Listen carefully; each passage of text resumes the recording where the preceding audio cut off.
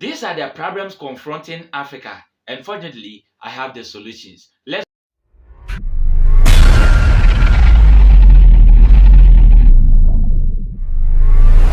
Greetings to everyone. I respond to the name Mr. Bodi Osman Ganaba. Now, we are going to unveil the real enemies of Africa, or the rare enemy of Africa.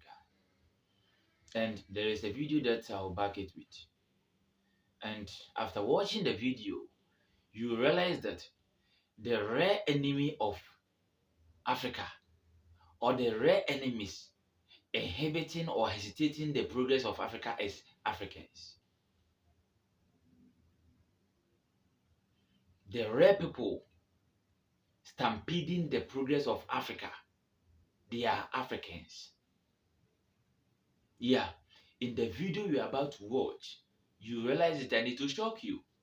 So I think it's about time we need to stop blaming the Western world, because yes, they brought colonialism, and even now we are still in it, and they have added imperialism, because we are here and we are implementing their strategies, their policies, which is not helping us. And it is one of the factors stampeding our progress as African continent. But it looks as if we don't care. It looks as if that is not the case. But those things, let's put them aside and come to Africa.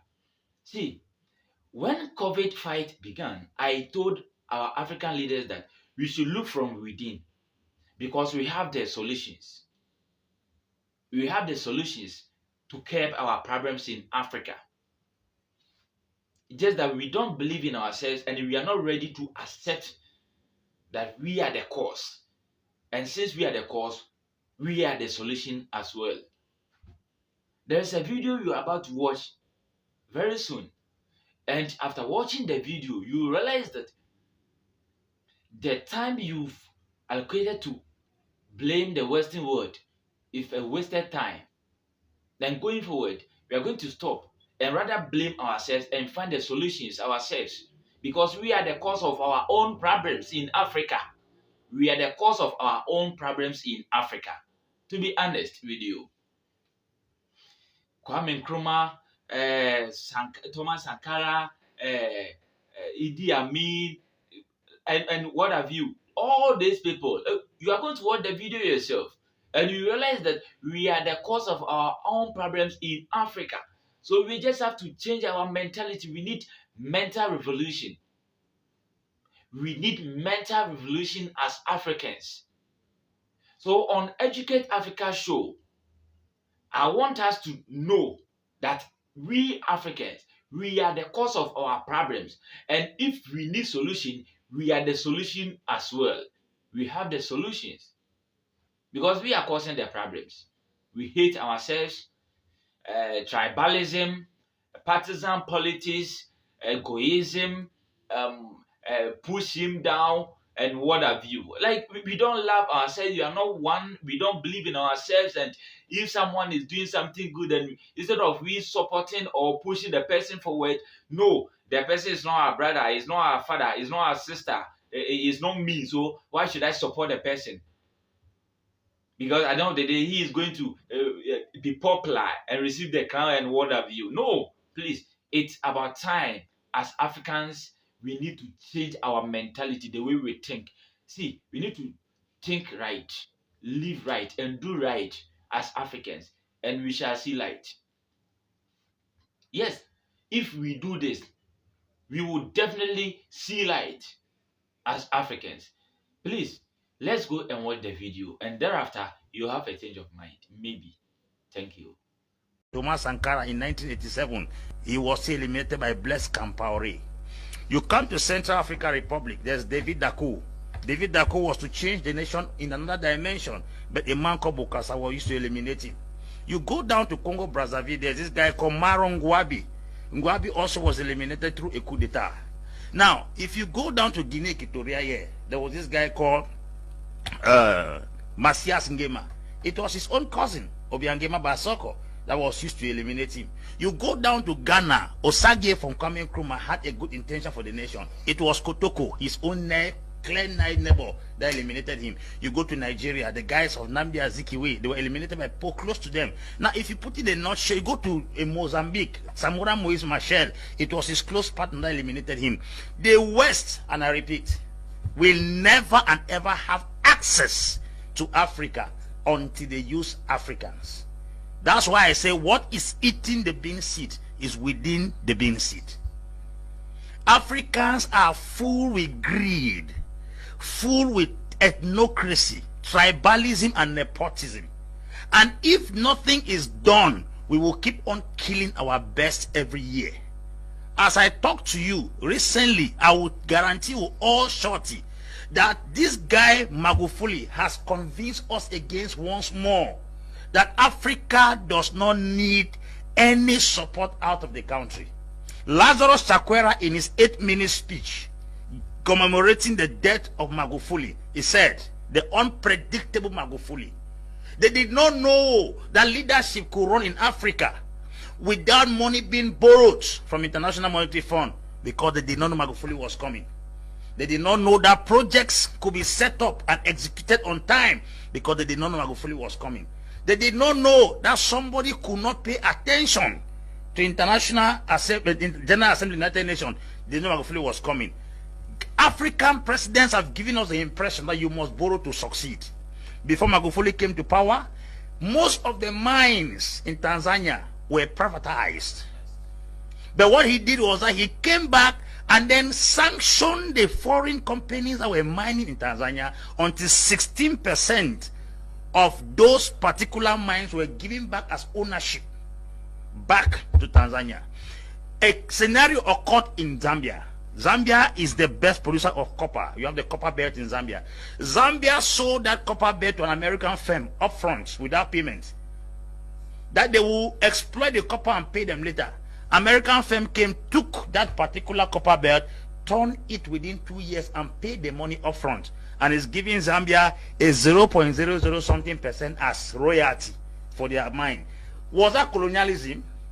It is talking about stupidity and poor management. Who brought gun to give that copper belt to America? Nobody brought gun. When last did you see Europeans using prestation, assimilation, or indirect rule in Africa? It's no longer there. Let us consider the fact that they are taking a greater chunk of our resources. The balance we have here is very possible for us to manage those things. How can a man come in 5 years' time without borrowing a dime from International Monetary Fund, a dime from World Bank? He was able to restore 6 aircrafts into the Tanzania airline. He was able to build bridges, build railway, restore back the Julius Nyerere hydroelectricity project that could give Tanzania 99% guarantee of electricity throughout the year without borrowing a dime. China proposed to borrow him 10 billion to reconstruct and expand the port in Dar es Salaam. He refused, yet the port was under extension. Where did he get the money? That's what we are talking about. A man that came and gave free education to all government schools in Tanzania. Mr. Leo, 20,000 ghost workers were discovered. That's where our money is going through. That's not colonialism. He also arrested 14,000 unqualified workers in the government. Those 34,000 persons who were earning salary they did not merit is what was melting down the economy. It was not a colonial master. I think if we go down to most African countries, there are people who are earning salaries that do not exist in the government. Where is colonialism in all these things I have outlined? A man who said that education is free for girls, but the moment you become pregnant, your family will start paying fees. A nice way of fighting moral decadence. Who are we going to blame? Where did he get the money? He came and saw the hospital. President that goes down to the hospital. Beds were scattered, rotting, patients were sleeping on the floor. He fired the entire medical staff and gave them 1 month to repair all the beds in Tanzania. And suddenly from nowhere, the beds were repaired in the space of 2 months. Okay. Yeah, welcome back. I hope you have seen it yourself. You heard the man. Yeah. So we are the cause of our own problems. So Africans, we are our own enemies. It is not the whites. No, we gave them the chance. I quite remember somewhere 1961, Queen Elizabeth visited Ghana. And if I should show you the video, okay, I will see whether I'll get the video for you. Yeah, I will search for it and I will let you watch the video. Ghanaian leaders by then, starting from the assemblymen, the chiefs, the queen mothers, the MPs, our president, the ministers, council of state members, the gold they gave it to this woman simply because a white lady has visited Ghana. A white lady has visited Africa. So we need to give her our good, our ornaments, our resources. So the loans that we have been going for, it is our own money. It is our own money that we have been going for as loans. But we are not thinking right. That is why we have not seen it. So please, we need mental revolution as Africans. We need mental attitudinal change. We need to change our attitude as Africans. Please, with that, we will be able to see the Africa we want to see. And we will be proud of ourselves as Africans. For I am proud. I am a proud Ghanaian. And Africa is born in me. And I can't change it. But to be honest, candidly speaking, if I get the opportunity to come to the world again, I will change the continent though. Yeah, I will change it because like our people are not, they are not supportive, and it takes long time for them to understand simple things. And it is believed, it is my belief that through this Educate Africa program, we are going to have a change of mind. Because we need to change our faculty thinking. Yeah. So we must not look elsewhere to solve our problem, but let's look from within. You have watched the video yourself. So we have to look from within as Africans. We are the cause of our own problems. We are the cause of our own problems. Eh? The problem we are seeing in Africa are problems being intentionally created by Africans. Whatever trauma we are going through, those bad conditions were created by, initiated by, and managed, orchestrated by Africa, our fellow Africans. So if we change our attitude, the way we think, I bet you, Africans are going to build Africa. And you wouldn't love to even travel to Europe or Asia or America before you see the light or you enjoy life. We have everything in Africa. Just that the way we do our things are not pleasant and it is not supporting us.